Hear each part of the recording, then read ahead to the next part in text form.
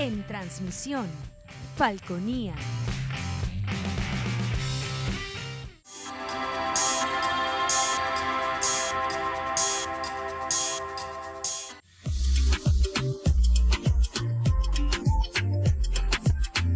Este programa es de tipo informativo y de opinión, que contiene elementos de lenguaje, salud, sexo y violencia puede ser presenciados por niños, niñas y adolescentes sin la supervisión de sus padres, madres, representantes o responsables.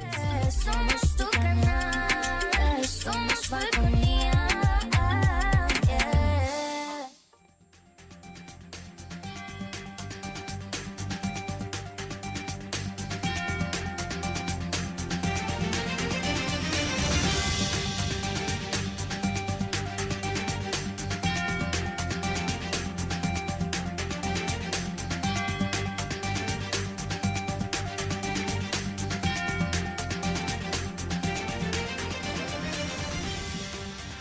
Hola, ¿qué tal? Buenas noches, bienvenidos a Punto Fijo de Opinión a través de Falconía. Un honor como siempre estar con ustedes, gracias por la atención que cada noche nos dispensan y por supuesto en las sucesivas repeticiones. Nuestro invitado para esta noche es el profesor Alex Amaya. Él es el profesor, docente investigador de la Universidad del Zulia, exdirectivo de la Asociación de Profesores de Luz y a su vez es miembro activo del voluntariado Paraguaná Sociedad Civil. Bienvenido, profesor Alex Amaya, a Punto Fijo de Opinión, a Falconía. Gracias por estar con nosotros. Un honor. Buenas noches, Henry. Un placer compartir contigo este programa tan prestigioso. Sí, profesor. Vamos a abordar un tanto lo que tiene que ver con el Día del Trabajador, ¿no? Una fecha emblemática, 1 de mayo. Esto se remonta a 1886, por allá por Chicago. A raíz de eso, la llamada gesta de Chicago, a raíz de eso se celebra el Día del Trabajador en la mayoría de los países del globo. Llama la atención que a pesar que esto ocurrió en los Estados Unidos, que se toma de una situación ocurrida en Estados Unidos, en Estados Unidos no se celebra el Día del Trabajador el 1 de mayo, se celebra el segundo domingo del mes de septiembre, ¿no? Pero lo que vale la pena destacar es que existen varios días, o sea, varias celebraciones en distintos días en el año, pero en el caso del Día del Trabajador, la gente se lo toma como muy en serio. Anteriormente, cuando yo era niño, yo recordaba y escuchaba mucho a través de la radio, estaba ya en Moruy, se decía del Día del Obrero, así se le llamaba antes, así escuchaba yo antes. Luego esto fue cambiando, porque hablar del trabajador nos incluye a todos, incluye al obrero, nos incluye a los profesionales, incluye incluso a los empresarios. Correcto. Mi ex suegro, Angelo Marciale, italiano, ya fallecido, quien era comerciante, él era un hombre muy trabajador y se tomaba el Día del Trabajador como su día, porque era un hombre muy trabajador y por supuesto sus empleados, sus trabajadores, lo respetaba eso y les daba su día. Anteriormente en la otra Venezuela, en la Venezuela próspera, las empresas públicas o privadas, los entes públicos, los entes privados, homenajeaban a los trabajadores en su día, los premiaban, les daban regalos, les hacían una fiesta, en fin. O sea, se ha tomado muy en serio eso. Todo el mundo, repito, obreros, profesionales, empresarios incluso, dueños de comercios, se toman el Día del Trabajador como su día. ¿Por qué tanta importancia se le da a este día? Bueno, interesante, Henry, cuando tú hablas de que en los Estados Unidos se conmemora el Día del Trabajador en otras fechas, ¿no? Y también debo acotar que para los norteamericanos, en realidad ellos no celebran el Día del Trabajador, sino el Labor's Day, que es el Día del Trabajo en realidad. En el caso nuestro, el caso muy venezolano, nosotros reivindicamos la labor del trabajador, de todo tipo de trabajador, no solamente de los profesionales y de los técnicos, sino de aquel trabajador, de aquel obrero, aquella persona que trabaja con sus manos, aquella persona que trabaja independiente. Cada vez somos más los trabajadores independientes. Fíjate, yo soy profesional, sin embargo, me dedico al libre ejercicio de mi profesión. Entonces, para nosotros tiene una gran significación porque el venezolano en esencia es trabajador. Así es. Entonces nos sentimos identificados con ese día. Ese día para nosotros, hasta hace algunos años, era un día de júbilo, un día para la celebración. Sí, y quiero atajar, Rollino, porque hay gente que se ampara, incluso yo veo a gente, o escucho a gente de otras regiones de acá del país, que a veces catalogan al paraguanero o al falconiano como flojo. Eso es mentira.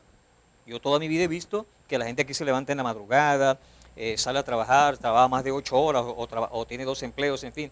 La gente aquí ha sido trabajadora. A veces se habla de, en relación al nuevo modelo político, económico que se ha implantado en el país, con la cuestión de los bonos, que a la gente le gusta eso. No, el venezolano siempre ha sido trabajador por excelencia, siempre ha sido un trabajador empedernido, amante de lo que hace, de su oficio, de su profesión. Correcto, y más allá de eso, también había el respeto en la vieja Venezuela, que tú decías, en la Venezuela próspera, no tan vieja en realidad, esta nueva Venezuela tiene poco más de 20 años, pero recordamos en la Venezuela próspera cuando había una meritocracia, había el respeto a aquel técnico que era bien formado en instituciones, recuerda, como CEPET, ¿entiendes? Que hacía de su oficio una profesión. Entonces era muy reconocido el profesional, pero también el técnico. Así es. Entonces había la meritocracia dentro, y es falso, eso, te apoyo en lo que tú dices, el falconiano de por sí es muy trabajador. Así es. Este CRP, que fue reconocido a nivel internacional como un complejo refinador muy pujante, se basa en el trabajo de muchísimos paraguaneros que dieron gran parte de sus vidas para construir ese emporio reconocido a nivel internacional. Y de hecho, fíjate, no sé si sabes de la rivalidad, ahora que lo mencionas, que se suscitó con la gente del estado Anzoátegui cuando los trabajadores petroleros de acá del estado Falcón emigraban al estado Anzoátegui. Sí, sí. Sentían como la rivalidad, como el celo, precisamente porque el trabajador falconiano es un trabajador muy, muy fuerte, muy aguerrido. Sí. Ahora, ¿habrá alguna diferencia entre, ejemplo, un trabajador paraguanero, un trabajador falconiano, un trabajador caraqueño, anzoatiguense, neoespartano, en fin, habrá diferencias entre uno y otro, y si hay alguno que tenga fama de más trabajador que en otra región? ¿Ha consultado algunas estadísticas en relación a eso, algunos conceptos en relación a eso? Bueno, en realidad no estadísticas como tal, pero hay hechos muy curiosos. Por ejemplo, fíjate que la persona andina, el trabajador andino, el gocho, como nosotros solemos llamarlo, es muy buen chofer, por darte un ejemplo. Son muy buenos los gochos también en la agricultura. Así es, excelentes. Entonces, el falconiano, por ejemplo, en algunas áreas de nuestra geografía paraguanera, por ejemplo, resaltaba la gente que, como en Miraca, trabajaban magistralmente con la cerámica. Sí, el barro, lo trabajan todavía. Lo trabajan sí, todavía. Sí. Claro, se ha perdido un poco esa esencia. Claro, ha faltado también el apoyo del gobierno regional en ese sentido, pero cada región tiene sus características particulares, pero yo me atrevería a decirte que el venezolano en general es realmente trabajador, que se han enquistado lamentablemente unas malas prácticas, que las dádivas del gobierno a veces hacen que el trabajador tienda un poco a hacerse flojo, pero esa es la excepción a la regla. Ok, bien, hacemos el corte comercial, al regreso continuaremos conversando con el profesor Alex Amaya, profesor universitario, profesor investigador de la Universidad del Zulia. Esto es Punto Fijo de Opinión a través de Falconía. No se aparten, ya regresamos.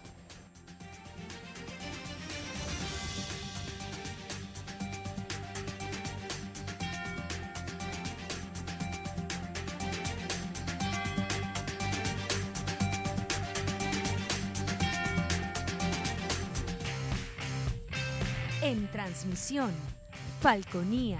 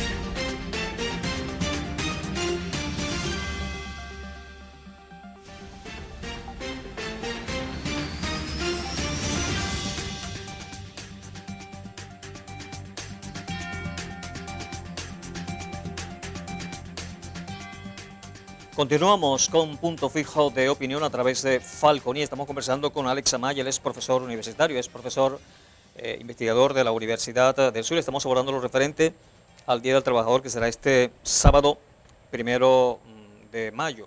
Ahora bien,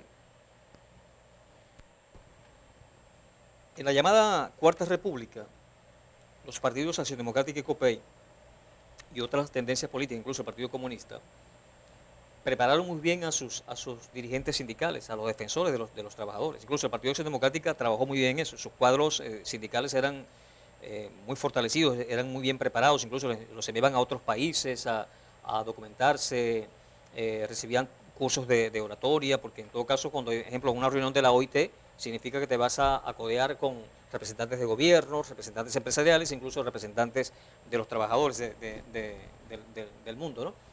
Y fueron muy bien formados sindicalmente los voceros de los trabajadores en ese entonces. En los últimos tiempos yo he visto con mucha preocupación, y tengo años diciendo esto, que se apagaron las voces sindicales.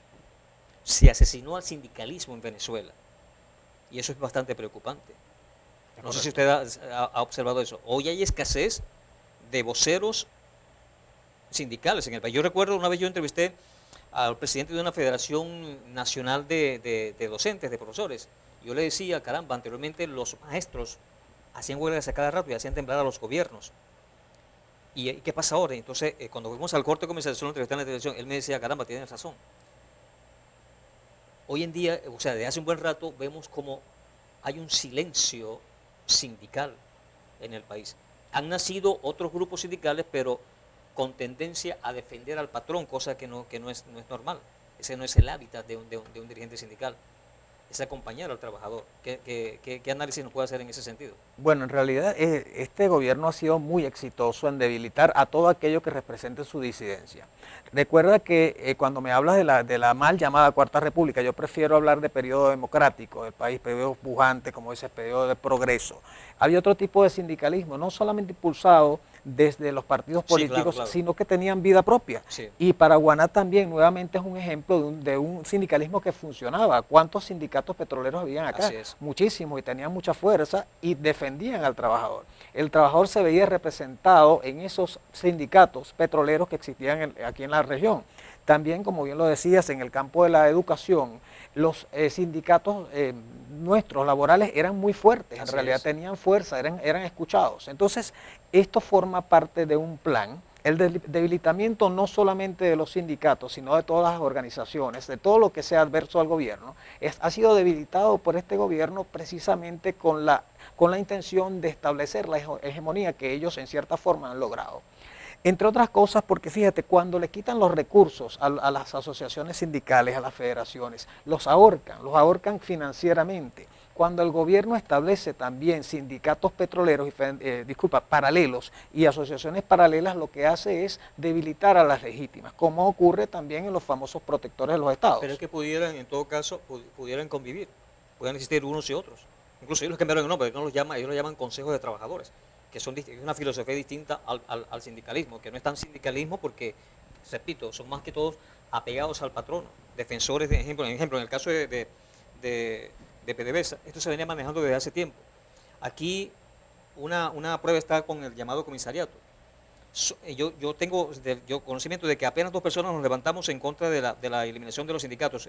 Atilio Delgado, profesor Atilio Delgado, quien era diputado al Consejo Legislativo del Estado de Falcón en ese entonces, ya fallecido hace tiempo, y yo desde el programa de radio que tenía, creo que fuimos las únicas voces que nos opusimos a la destrucción o a acabar con los comisariatos. Algunos dirigentes sindicales aplaudieron eso, nadie dijo nada.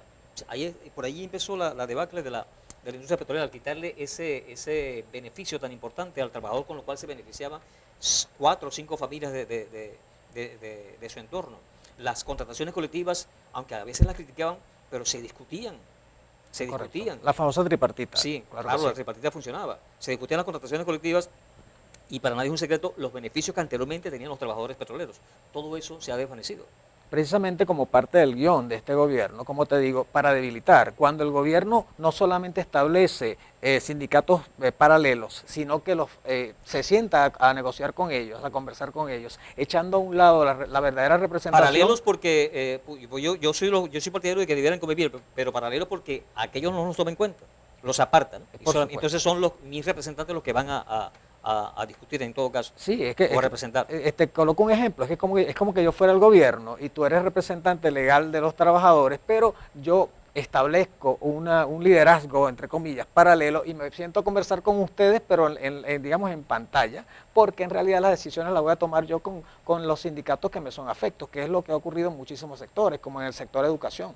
Existen sindicatos paralelos, para que tú tengas una idea, no solamente a nivel sindical, existe, por ejemplo, la Asociación Venezolana de Rectores, que es la AVERU, pero también existe la gente de Árbol, que son un grupo de rectores que son afectos al gobierno. Y las decisiones importantes que se toman a nivel de educación universitaria, las toma el gobierno con sus representantes rectorales. Igual que ocurre con las federaciones. Nosotros tenemos una federación legítima, que es la FAPUP, pero el gobierno, el Ministerio de Educación Universitaria no se reúne con la FAPUP y si se reúne a veces con ella, pues no toma en cuenta sus exigencias. Entonces es una forma de invisibilizarte y es una forma obviamente de neutralizar su poder. En ese sentido lo que decía el presidente Chávez, como lo bautizó y que yo lo he dicho y usted dice que no está de acuerdo con eso, la llamada Cuarta República en ese sentido no fue mezquina, ¿no? Le daba cabida a todos, existían sindicatos incluso de comunistas, sindicatos con gente de izquierda que convivieron. En el caso de los pensum o pensas de las universidades, había materias o cátedras, como ejemplo, estudio y comprensión del hombre, que se inclinaban hacia la izquierda, hacia el socialismo, hacia el comunismo. O sea, en ese sentido, ese modelo no fue mezquino con las distintas filosofías o maneras de pensar. Sí, correcto. Yo en la Universidad del Zulia tuve un excelente profesor de estudio y comprensión del hombre, el profesor Braulio Medina, una persona de izquierda, sí. Una persona memorable, respetable, sí. El profesor Braulio, además de mi colega, mi amigo, pero fíjate que es un ejemplo de la izquierda racional con quien tú podías sentarte y conversar. Claro. Y esa izquierda que era respetada en la mal llamada Cuarta República. E insisto, cuando hablo mal llamada Cuarta República... Por lo general intelectuales, ¿no? Sí, no todos eran intelectuales, pero había respeto. Y gente honesta, fíjate. Que quién duda, por ejemplo, tú que conoces también al profesor Braulio Medina, quién duda de la honestidad del profesor Braulio, sí. Y así como él, tanta gente. Cuando volvemos al caso de los dirigentes sindicales, mi cuñado Edel Medina, él trabajó muchísimos años como sindicalista y era altamente respetado acá en la localidad porque defendía al trabajador sin nada a cambio, no habían cuestiones extrañas. Por supuesto que sí habían manejos irregulares, pero que comparado con lo que ocurre actualmente, pues no se veían, eran casos extraños. Había un sindicalismo que en realidad respetaba al trabajador y el gobierno respetaba también a los sindicatos, que eran los representantes legales de los trabajadores. Sí, y que repito, eran personas muy bien formadas, los sindicalistas. Y otra cosa, el sindicalista podía pertenecer al Partido de Acción Democrática, al Partido COPEI, al Partido Comunista, pero ellos no anteponían, como sindicalistas, no anteponían sus intereses o sus parcelas políticas o partidistas por encima de la defensa de los trabajadores. Eso para ellos eso era sagrado, eso era lo primero, la defensa del trabajador, la defensa por las reivindicaciones de los trabajadores. Ese era su norte. Ese era su norte. Sí, de esa manera se conducían realmente. Se conducían de esa forma. Ahora, ¿se puede resucitar eso? ¿Podemos volver a eso? Bueno, estamos haciendo una campaña desde la sociedad civil para el rescate de los valores. Yo sí creo que es un trabajo muy fuerte, es un trabajo duro, pero hay un grupo de personas, no solamente, o sea, cuando hablamos de sociedad civil es un caso interesante porque la sociedad civil incluye muchísimos factores. Cuando estamos convocando, por ejemplo, a esta manifestación del 1 de mayo, hay muchos factores sindicales que están con nosotros apoyando a la sociedad civil, pues somos todos, y queremos apostar por el rescate de esos valores, por el venezolano que entiende, reconoce el valor del trabajo y de la formación para ser cada vez mejor y para hacer una mejor labor a favor de todos en la sociedad. Sí, pero ya que menciona que hay factores sindicales que van a participar este 1 de mayo en la actividad que ustedes tienen prevista, pero esas voces también contribuyeron, o no sé si fue que las acallaron, pero han debido permanecer constantes en la lucha por las reivindicaciones de los trabajadores de sus distintos sectores. Sin embargo, las vemos apagadas. Sí. Las vemos apagadas. Esas voces se acallaron, se apagaron. Por supuesto, porque es que se juega al desgaste de tanto conversar con alguien que no te toma en consideración, que es lo que ha ocurrido con Que el no, gobierno, que no tiene respuestas. que no te da respuesta y no te la va a dar porque es parte del guión que ellos manejan. Ignorarte para que te canses. Es como, permíteme la comparación, como cuando alguien te debe un dinero y te dice, te pago mañana, y te pago mañana, y te cita para pagarte y no te paga. Llega un momento que te cansas simplemente. Y recuerda que en Venezuela estamos viviendo del día a día. Entonces los sindicalistas son personas que necesitan resolver la situación de su hogar y necesitan salir y dedicar su tiempo para subsistir. Sí. Pero eso es muy peligroso, ¿sabes?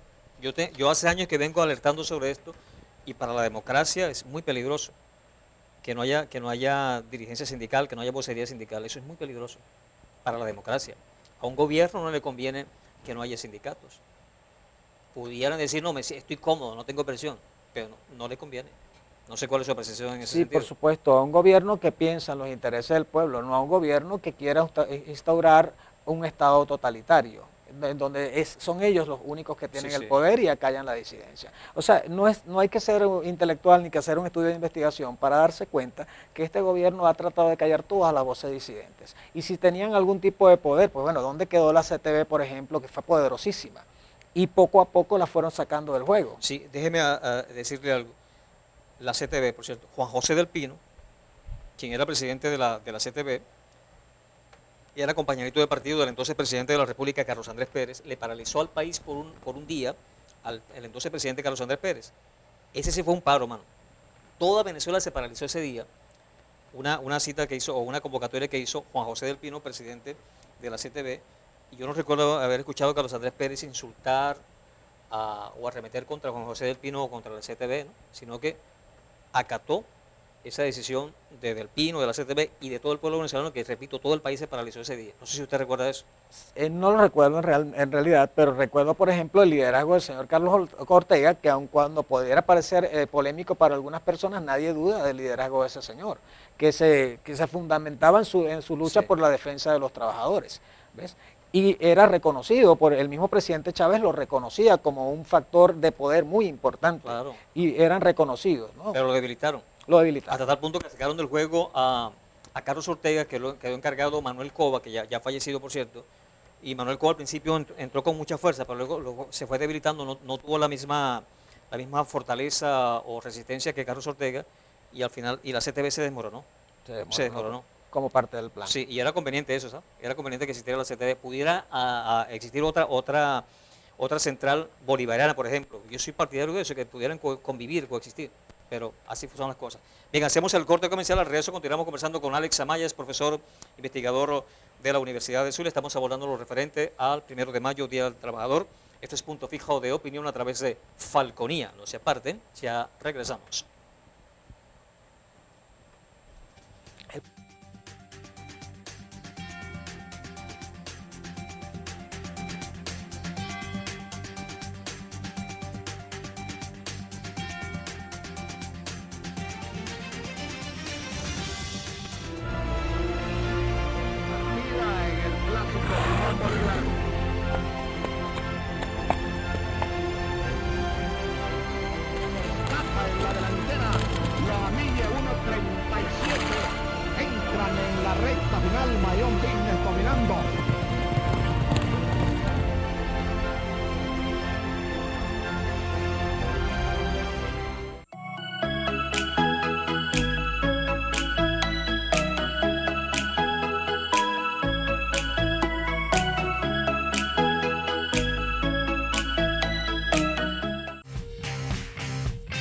En transmisión, Falconía.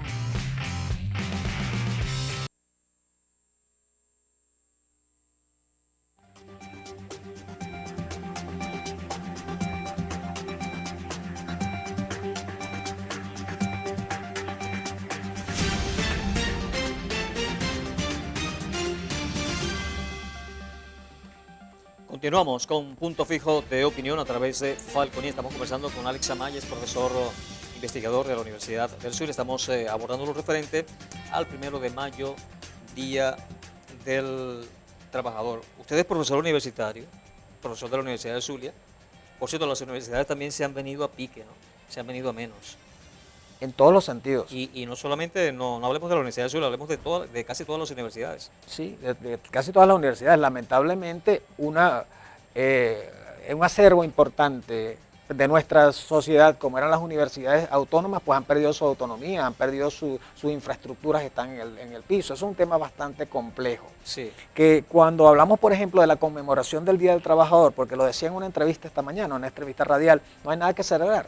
Hay que conmemorar el día porque, como bien lo decías en la introducción, el venezolano es trabajador en esencia, pero cuando nos vamos al sector que manejo, que es el sector universitario, el sector que yo conozco hace más de 25 años, mis 5 años de formación en la Universidad Francisco de Miranda, los 20 años que he tenido trabajando primero con la Francisco de Miranda, luego con la Universidad del Zulia, te puedo dar fe del declive de las universidades. Cuando yo ingresé a la universidad en el año 2001, la universidad venezolana estaba fortalecida, ahora está en ruinas, está en el suelo. No solamente, insisto, su infraestructura, sino la organización como tal. Ha sido una de las banderas de este gobierno debilitar a la universidad, porque debilitando a la universidad, lamentablemente debilitar la academia, debilita el futuro del país. Entonces, fíjate cómo ha sido muy grave lo que ocurre, porque en esta conmemoración del Día del Trabajador, y te decía antes de salir del aire que la comunidad universitaria no solamente son los profesores, sino los empleados, los obreros y los estudiantes, por supuesto, todos pertenecemos a una misma comunidad que ha sido golpeada por este gobierno, porque el gobierno simplemente no le interesa la vida humana, no le interesa el ser humano, no le interesa que haya un venezolano consciente e inteligente que pueda ir en contra de lo que ellos pretenden. En cuanto a la Universidad del Zulia, podría decirte algo gravísimo que ocurrió. El gobierno instauró en el rectorado, en el vicerrectorado administrativo, a alguien a quien colocó a dedo. Fíjate la violación tremenda que se hizo a la autonomía universitaria. Algo mucho más grave aún acaba de ocurrir en la Universidad de Oriente, donde les asignan un protector a la usanza de lo que han hecho con los gobernadores y con los alcaldes que no les son afectos al gobierno. Entonces son maneras claras de debilitar la educación universitaria, que es claramente un atentado contra el futuro del país. Y en el caso de los trabajadores, o sea, los profesores como trabajadores, ¿cómo están ustedes como trabajadores? Los administrativos, el personal obrero, en fin, la comunidad universitaria, los trabajadores de la universidad, ¿cómo están? Mira, y especialmente en cuanto al salario, a lo que se devenga. Sí, correcto. Te voy a hablar del salario, que es lo que primero cuando una persona va a hablar en representación de un gremio o de un sector laboral, lo primero que suele hablar es del salario. Nosotros los trabajadores universitarios, los profesores universitarios, que debemos seguir haciendo, fíjate, en primer lugar, hay cosas que mucha gente desconoce. El profesor universitario no es solamente docente, nosotros estamos obligados a hacer investigación y a hacer extensión. Claro. Estamos obligados a estudiar. Para llegar a la máxima categoría, que es profesor titular, debemos tener un título de doctorado. ¿Me entiendes? Entonces debemos estar, en nuestra permanencia en la universidad, debemos estar estudiando permanentemente, superándonos para ascender en nuestro escalafón, para obtener un salario que no llega a $6 al mes. Cuando en este momento se acaba de publicar, el CENDAS acaba de publicar los números para marzo, para la cesta alimentaria, ni siquiera la canasta básica, sino la cesta alimentaria, que está en $322. ¿Qué quiere decir esto? Que un profesor universitario titular tendría que ganar 64 veces más para poder cubrir apenas la canasta alimentaria. Así estamos desde el punto de vista salarial solamente. Sí, y últimamente hasta a veces el personal obrero, que no tengo nada en contra de los, porque todos tenemos derecho a estar bien, pero a veces el personal obrero últimamente ha estado mejor que los mismos profesores universitarios. O sea, habían tenido anteriormente mejores beneficios incluso que los profesores universitarios. Claro, hace poco te decía que la mal llamada Cuarta República reconocía la meritocracia. ¿Qué ocurre? Y te lo digo con propiedad. A veces nosotros cuando cobramos nuestro sueldo, que lo estamos cobrando a través de la plataforma Patria, estamos recibiendo un monto menor al que recibe cualquier persona simplemente por estar en su casa sin hacer nada. Esos bonos extraños que inventa el gobierno y que le coloca nombres muy particulares, por ejemplo, bono a la madre soltera, no dudo que haya un bono que así se llame, pues el monto de ese bono puede ser superior a lo que percibe un profesor por su quincena de trabajo. Y en el ámbito universitario, las vocerías, a veces escuchamos a algunos profesores, de profesores, de obreros, ¿se mantienen, están latentes? ¿O también se han apagado? Bueno, recuerda que tanto los gremios como las federaciones que agrupan estos gremios se nutren de sus agremiados, que en este caso son profesores. A veces hay muchísima apatía de los profesores, incluso en momentos de las elecciones de estos gremios, porque el profesor anda en otra onda. Este gobierno también ha sido exitoso tratando de que el venezolano común y el trabajador tenga que buscar el pan de cada día, se desgaste, se desviva buscando el pan de cada día y no le da tiempo a otra cosa, no le da tiempo a interesarse, por ejemplo, en unas elecciones sindicales. A veces hacemos convocatorias desde la asociación de profesores que no son ni siquiera acogidas por nuestros profesores porque no son nutridas. No, porque es que el trabajador anda en otra tónica, anda en modo supervivencia. Buscando el día al día. Buscando el día a día. Entonces eso ha debilitado los gremios en realidad. No hay poder de convocatoria, pero no por falla de los líderes de estas organizaciones, sino porque el profesor anda buscando otras alternativas para subsistir. Sí, y es tan preocupante la cuestión que por parte del gobierno hay menos voceros del ámbito sindical que de parte de la oposición. Hay de ambos bandos. Yo insisto en esto. Asesinaron con el sindicalismo en Venezuela, las voces se acallaron, en fin. Pero de parte del gobierno, mira, eso es difícil. Es como conseguir una aguja en un pajar, conseguir a alguien, y lo hablo como periodista que soy, como conductor de programas de opinión. Es difícil conseguir a un representante sindical o un vocero que hable por los trabajadores por parte del gobierno en estos programas. Muy difícil. Sí, correcto. Nosotros el trabajo que hemos estado haciendo desde la sociedad civil nos ha tocado convocar, por ejemplo, para esta actividad que tenemos para el día 1 de mayo, sábado 1 de mayo, nos hemos reunido. ¿En qué consiste la actividad y dónde va a ser? La actividad va a ser en la Plaza del Obrero, la Plaza de José Leonardo Chirinos, que todos la conocemos como la famosa plaza, este sábado a las 9 de la mañana. Y allí hemos logrado una interesante representación de algunos sectores importantísimos, el sector salud, el sector educación, por supuesto, el sector transporte, incluso vamos a tener también un representante de la prensa, porque la prensa también ha sido, los representantes, los periodistas también han sido duramente golpeados por este régimen. Porque cuando tú debilitas al trabajador, debilitas a los gremios, porque los gremios se hacen de los trabajadores. Entonces, sin embargo, nosotros hemos podido agrupar este grupo interesante, valga la redundancia, de personas que van a levantar su voz, haciendo notar que este gobierno en realidad ni siquiera va mucho más allá del respeto a las reivindicaciones laborales. Fíjate que por encima de que respeten los derechos laborales del trabajador, está el irrespeto a la salud, porque al gobierno no le interesa la salud de la gente, ni siquiera le interesa la vida. Cuando tú, como gobierno, no le das a un médico los implementos de bioseguridad, lo estás llevando a la muerte. Es una clara demostración de que a este gobierno no le interesa la vida del venezolano. Sus intereses son otros. Entonces, esto es una plataforma que vamos a tener el día sábado, 1 de mayo, para denunciar ante la comunidad internacional los atropellos de este gobierno contra la dignidad humana, de todos los trabajadores, y trabajadores en realidad somos todos. Sí, fíjense que en el caso de la industria petrolera, yo siempre he venido reclamando eso, insisto, en que acá en Paraguaná, el complejo refinerador de Paraguaná, que fue el mayor complejo refinador del mundo en su tiempo, ya no. Sí, correcto. Las voces sindicales se apagaron. Sí. Las voces están un poco vivas en Oriente, en las voces de Eudy Girot, quien hoy está preso. Eudy Girot todos los días denunciaba a las personas que se enfermaban, que morían, los trabajadores petroleros y a los activos y los jubilados, está preso. Y el otro es el amigo José Bodas. En las voces de ellos, en Oriente, en el oriente del país, han llevado la batuta del sindicalismo en el oriente del país. Sin embargo, aquí en Paraguaná no ha pasado eso, ¿no? Por supuesto, me imagino que usted no está tan al tanto de eso, pero uno como periodista ha seguido, incluso yo entrevisté a Girot en varias oportunidades y a Bodas también.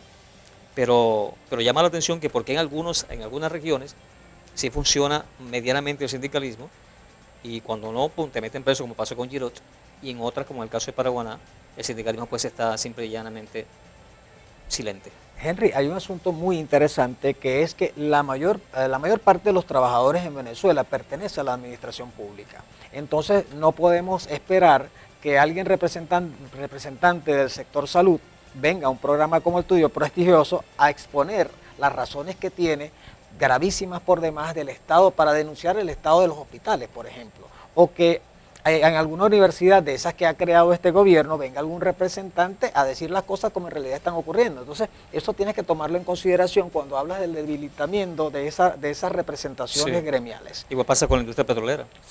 Sí, correcto. Y cuando hablas de los sindicatos en Oriente, es interesante también el tema, porque recuerda que se han creado mafias también. Ha habido, sobre todo en el sector de la construcción, acá también en Paraguaná lo vimos, pero en menor escala, aquellos sindicalistas que cobraban vacunas a los empresarios. Entonces, cuando hablamos de sindicalismo y de federaciones, no todas estaban a favor Sí. del trabajador, sino que habían unos que funcionaban como una empresa para la mafia, para el crimen organizado. Y eso ha ocurrido lamentablemente muchísimo en el estado de Anzoátegui. Sí, bueno, aquí también pasó en la industria petrolera anteriormente, que se cobraba por los reportes, y eso fue denunciado. Eso fue el origen de la creación del llamado SISDEN, que por cierto dejó de funcionar, que era que la gente entrara directamente sin pasar por un sindicalismo, pero precisamente por allí venían los tiros, ¿no? El fin último era acabar con el sindicalismo.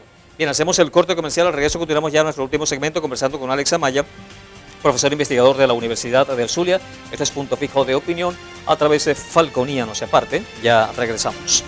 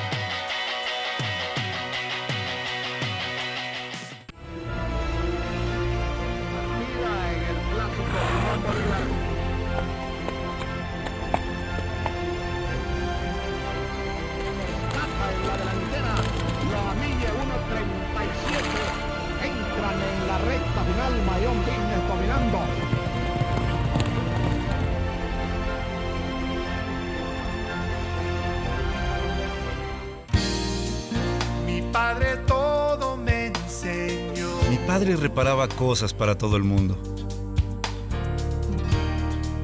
Era un ejemplo para mí. ¿Y yo? Bueno, yo solo sostenía la luz. Siempre ayudó a todos en necesidad.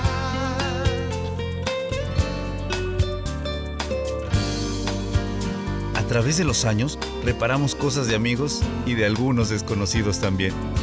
Me estaba enseñando algo más que a reparar cosas.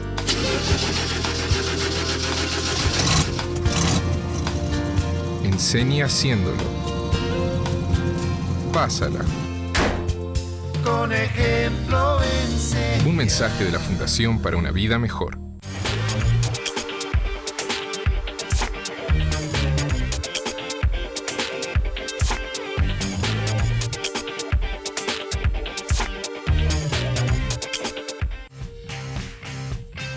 En transmisión, Falconía.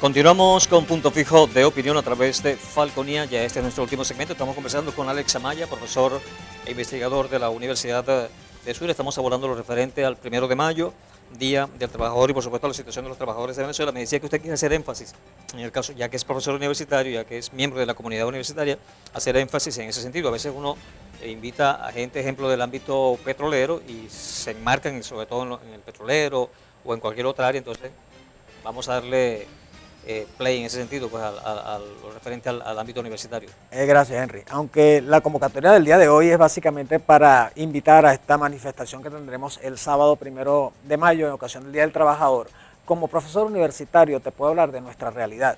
Y hablar de la educación en todos los niveles es hablar del futuro del país, realmente.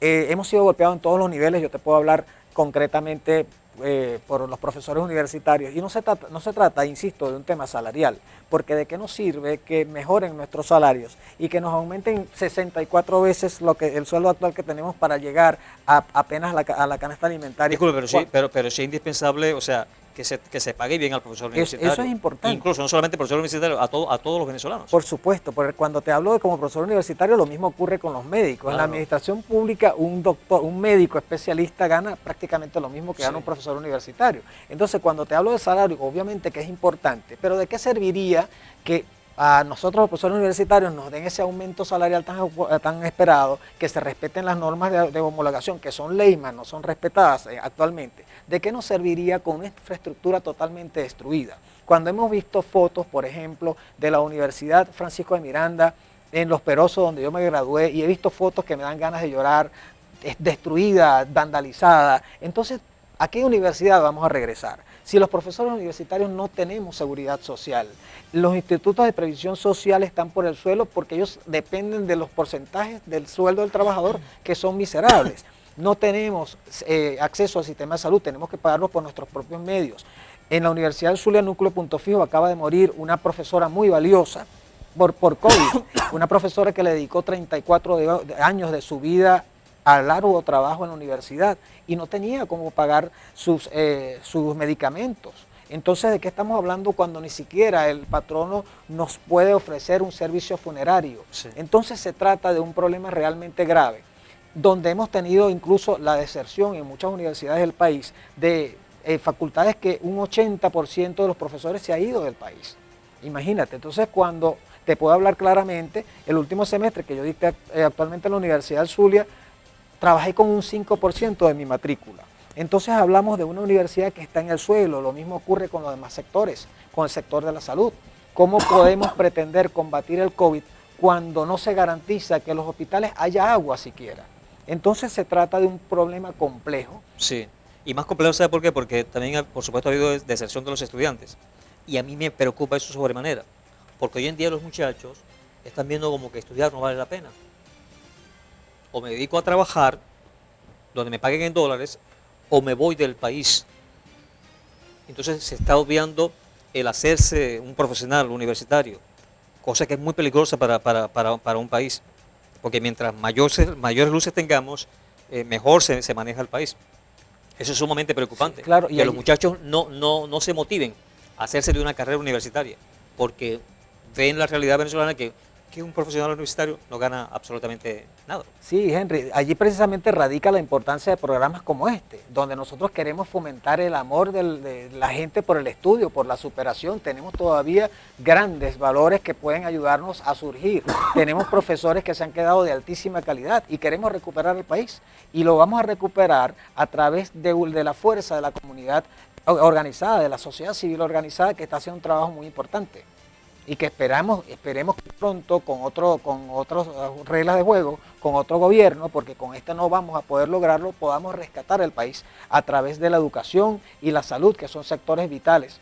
La mayoría de esos profesores universitarios que se han ido de la universidad, ¿están en el país o se fueron del país? No, la mayoría de ellos o se han ido del país o se han dedicado a otras actividades, como es el caso personal. Yo no puedo vivir, Henry, con ¿Y un se sueldo. han retirado de la universidad? Lo que pasa es que como hay inactividad en la universidad, eso Ok. nos ha permitido subsistir Ok. en otros empleos. Sí, sí. Entonces es tan grave, Henry, que es mi empleo con la empresa privada la que me permite pagar, por ejemplo, el internet que debo utilizar con mis estudiantes. ¿Cómo puedo yo pagar un internet que en el caso mío gasto un promedio de $15 al mes con un sueldo de $5? Entonces obviamente es precisamente el trabajo que hago bajo el ejercicio de mi profesión el que me permite no solamente subsistir, sino hacer mi labor docente. Sí, hay mucha gente mucha gente de la oposición, por cierto, que tiene la esperanza, digámoslo así, de que la situación del país sea solventada por otros países. ¿Ustedes creen eso? ¿O cree que realmente somos nosotros los venezolanos que debemos resolver nuestra situación? Nosotros los ¿O venezolanos... cree que debe ser mixta? Mira, los venezolanos somos capaces de hacerlo.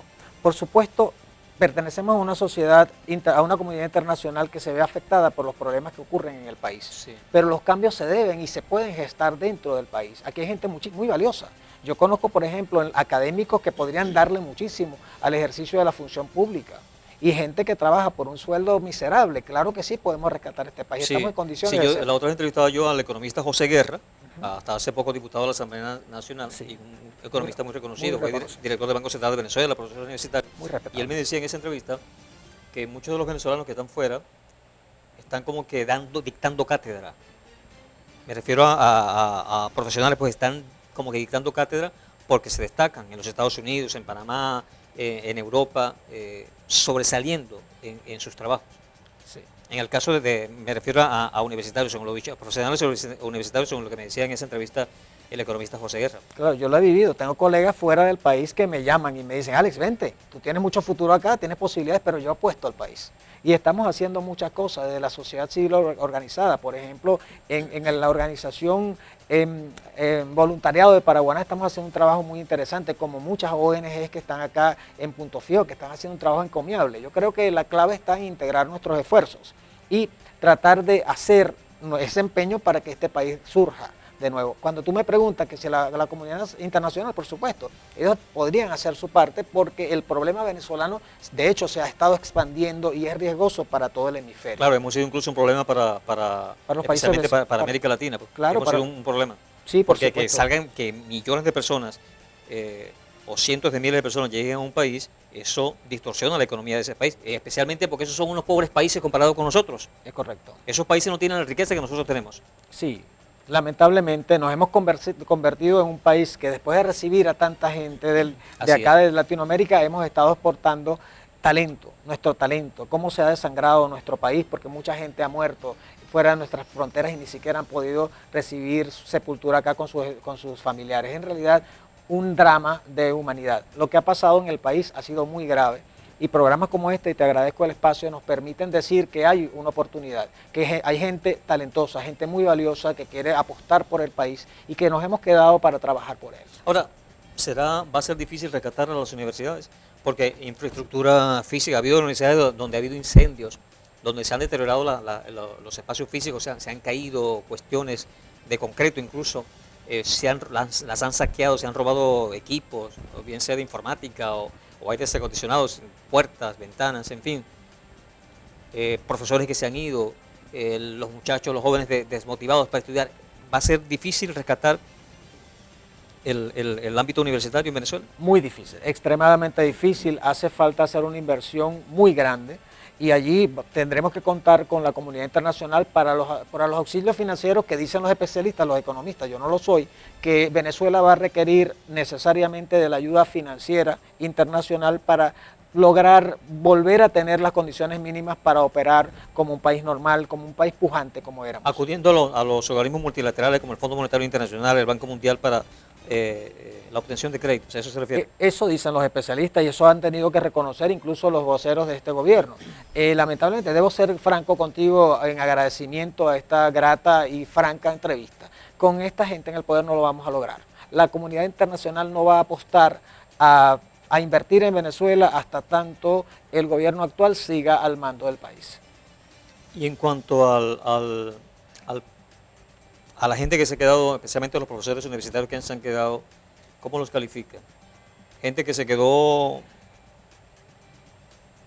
¿por qué? Porque es excelente, porque ama al país, porque es mediocre, pudiera considerar cualquiera. ¿Por qué? ¿Por qué se quedó esta gente? Mira, ¿Cómo los califica? Mira, no podría hablarte en términos absolutos, pero te hablo de muchísimos colegas a quienes conozco que se han quedado por amor al país y por la gran vocación que Por la tenemos vocación, sí, para así hacer. es. En un programa de radio que tenía esta mañana, yo decía, yo tengo gran vocación, obviamente, pero la vocación no me permite ir al mercado para obtener las Así cosas es. que necesito para mi casa. Entonces, los profesores universitarios, en realidad, así como existen héroes de la salud, existen héroes de la educación.